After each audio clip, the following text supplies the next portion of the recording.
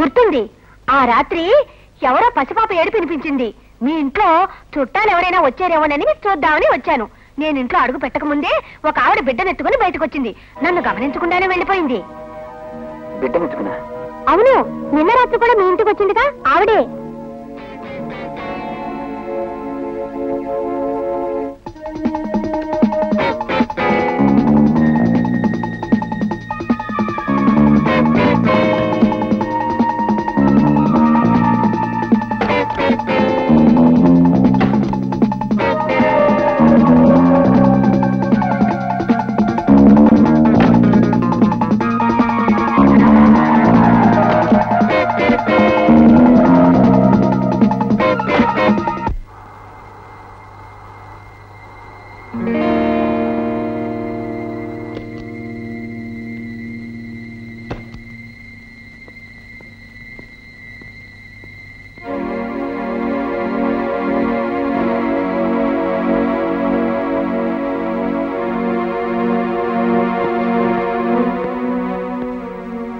డబ్బు తీసుకొచ్చారా? నువ్వు అడిగిన డబ్బు తెచ్చాను. రివాల్వర్ ఎందుకు? ఇంత పెద్ద మొత్తం నీకు ఇచ్చి పంపుతున్నానుగా, నీ క్షేమం కోసం తెచ్చాను. చాలా థ్యాంక్స్ అన్నయ్య గారు, మీకెంతో రుణపడ్డాను. డబ్బిస్తే నేను వెళ్తాను. ఇస్తాను. వెళ్లే ముందు నాకు ఒక మాట చెప్తావా? ఏమిటది? మా ఆవిడ మీ ఆయన్ని చంపింది, అవునా? చంపుండొచ్చు. ఎందుకంటే మీ ఆయనకు మా ఆవిడకు ఏదో సంబంధం ఉంది, అవునా?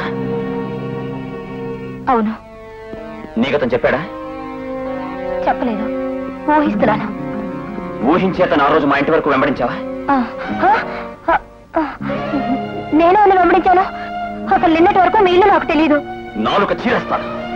నిజం చెప్పు, నీ భర్తను చంపిందెవరు? చెప్పు. నాకు తెలీదు. తెలుసు. నీకు తెలిసే నాటకం ఆడావు. నీ ఉచ్చులో ఇరుక్కున్నాను. అమాయకురాలైన నా భార్యను అనుమానించాను. క్షణ క్షణం చిత్తక్షోభ అనుభవించాను. నీ నీడ చూసి భయపడ్డాను. నువ్వు అడిగినంత డబ్బిచ్చాను. చెప్పు. నాకు తెలీదు, తెలీదు, తెలీదు. చెప్పు. జరిగింది జరిగినట్టు చెప్పు, లేదా నీ బిడ్డ ప్రాణం తీస్తాను. నిర్దాక్షిణ్యంగా నీ కళ్ళ ముందే కాల్చి చంపుతాను. చెప్పు. 1 2 3. వద్దండి, దాన్ని చంపొద్దు. నేను బ్రతుకున్నదే దానికోసం. దాన్ని చంపకండి. నిజం చెప్తాను. ఆ రోజు సినిమాకి నేను మా వారు కూడా వచ్చాం. మీరు కూర్చున్న వెనక వరుసలోనే మేము కూర్చున్నాం.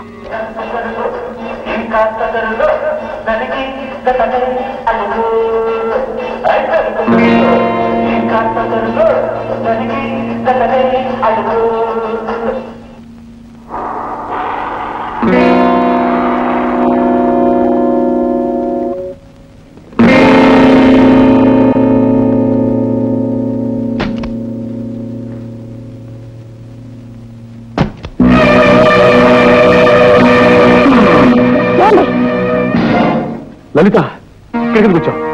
అది నేను అడగాల్సిన ప్రశ్న. మర్యాదగా వెళ్ళు. రెండు పెడదాం. లలిత, ఆవిడ నిద్రలేస్తే మన మర్యాద గొడవవుతుంది. రెండు పెడదాం. లేస్తే కదా మొత్తం మాత్రం వేసుకుని నిద్రపోతుంది. ఈలోగా నా పని కానిస్తాను. వెళ్ళు. మీరు కానిస్తానన్నా నేను కానివ్వను. ఏమిటే తలబిసుకుని జవాబిస్తున్నావు? నీ కోరుకున్న ఆడదాన్ని అనుభవించి తీస్తాను. అడ్డుపైన వారి ప్రాణం తీస్తాను. వెళ్తాను. వెళ్ళి పోలీసులు ఫోన్ చేస్తాను. పోలీసులు ఫోన్ చేస్తాను. అంతవరకు ఇక్కడ పడి ఉండు. పని పూర్తిగా డబ్బులు తీస్తాను. చూడండి, మీరెందరెందరు జీవితాలతోనే ఆడుతున్నారు, కానీ నా కళ్ళ ముందే ఒక ఇల్లాలి ఎవరితో చూసి ఊరుకోలేను. నువ్వు చూడక్కర్లేదు, అందుకే నేను నీ గదిలో లాక్కొచ్చాను. మర్యాదగా దారి. చూడండి, నా మాట విని ఈ ప్రయత్నం రానండి. నువ్వు ముందుకెత్తే నీ పశువునైపోతాను. జాగ్రత్త. మీరెప్పుడు పశువే. ఈ ఒక్కసారి మనిషిగా ప్రవర్తించండి. ఒళ్ళు బలిసి మాట్లాడుతున్నావే. వ్యక్తి మిత్తిని కళ్ళు మూసుకుని కాపురం చేసే తలంపరి. ముగుడి మీద కన్నీరు చేస్తే బతులు చెప్తున్నాం.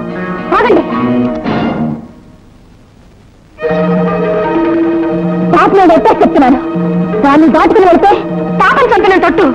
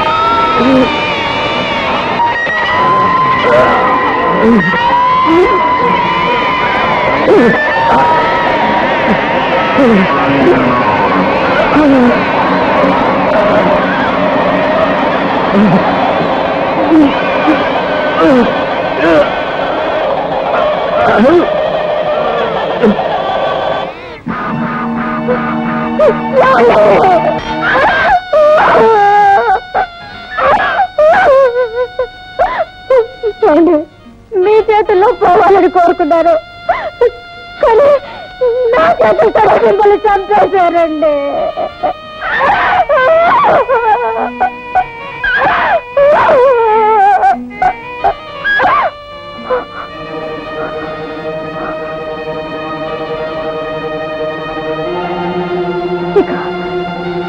ఇక నేను ఎందుకు బతకాలి?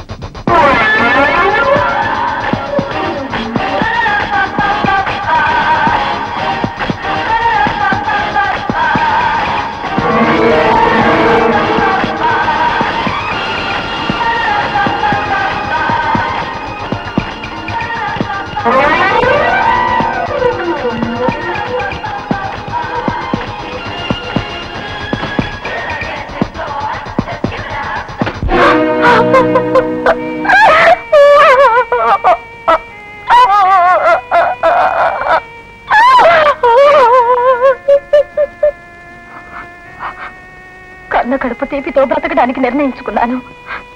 పోలీసులు నా మీద నిఘా వేసినప్పుడు మీరు నాకు సాక్ష్యం చెప్పడంలోని గొప్పతనం నాకు తెలుసు. దాన్ని దుర్మార్గంగా వాడుకున్నాను. వృత్తిరీత్యా అన్యాయవాది కనుక మీరు మీ భార్యను కాపాడుకుంటారనే నమ్మకంతో, నా బిడ్డ మీద మమకారంతో, దీని భవిష్యత్తు ఏమవుతుందోననే భయంతో నేను మిమ్మల్ని ఇబ్బందులకు గురి చేసి నా అవసరాలు గడుపుకున్నాను. సాటి స్త్రీ శీలాన్ని కాపాడేందుకు నా పసుపు కుంకుమల్లే బలి చేసుకున్నాను. ఊరుకోమ్మా, ఊరుకో. లలిత, ఇదిగో డబ్బు. నీ బిడ్డను తీసుకుని ఎక్కడికైనా వెళ్ళిపో.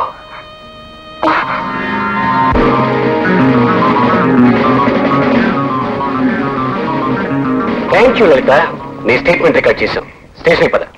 మిస్టర్ రమేష్, సాక్ష్యాన్ని మరుగుపరిచిన మీరు కూడా స్టేషన్కి రావాల్సి ఉంటుంది. But you can come tomorrow, right? Come on. Inspector గారు, నా బిడ్డను కాపాడండి. నేను లేకపోతే నా బిడ్డ బ్రతకలేదు. నా బిడ్డ కోసమైనా నన్ను క్షమించండి ఇన్స్పెక్టర్ గారు, నన్ను క్షమించండి. నువ్వు పచ్చటి జీవితాన్ని కర్పూరంలా వెలిగించి నాకు పట్టపోయే చీకటిని తొలగించావు. భార్యగా నువ్వు చేసింది తప్పైతే భారత వనితగా నీ త్యాగం సాటలేనిదమ్మా. నీ బిడ్డ గురించి బెంగపడకు. నువ్వు తిరిగి వచ్చేంత వరకు నీ బిడ్డని నా బిడ్డలాగే చూసుకుంటానా?